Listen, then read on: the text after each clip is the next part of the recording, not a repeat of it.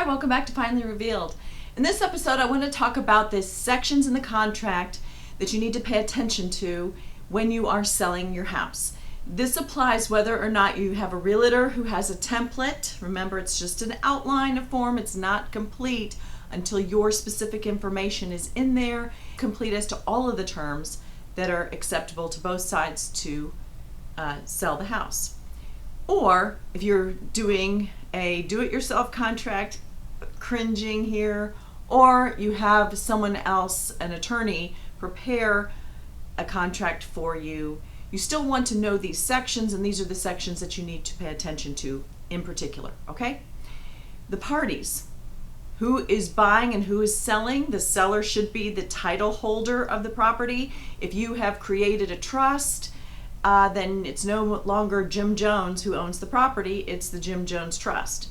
Or if you inherited property through someone else's trust, it's whatever the name of that is. Or if this is investment property and now you've moved into it, but it was still in the name of the company, the name has to match. The buyer needs to match. Also, sometimes the buyer will want to have it as rental property or to use it in some other way separate from moving into it. That's really not your concern. You are selling it. So the name on the contract should match who is going to buy it and who the deed is going to be transferred to. Sometimes they will say or assigns, which means maybe somebody's thinking they're going to buy it for them or for their kid, or as they won the lottery and they're buying it for their mother, so they're entering into the contract, but they're going to assign the contract over at closing.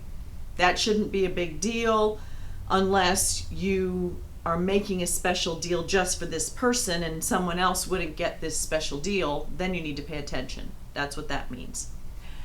The property sold, is it just the real estate or does it include other things? Does it include everything in the house and everything means everything, or does it only include certain things? Specify. Some of the templates come with curtains and blinds and appliances, a floor covering.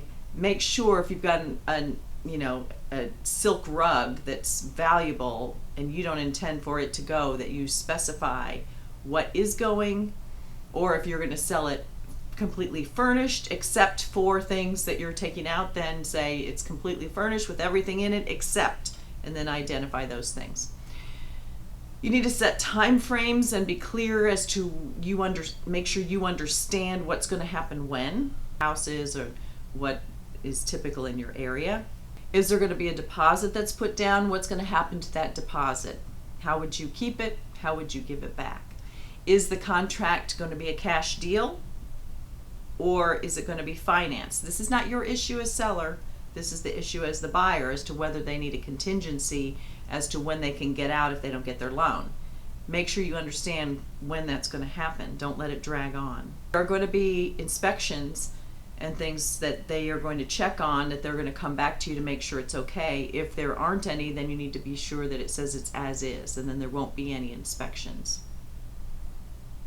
If there are inspections and something pops up as an issue, be prepared to negotiate and pay attention to the overall time frame, because that might need to be extended also.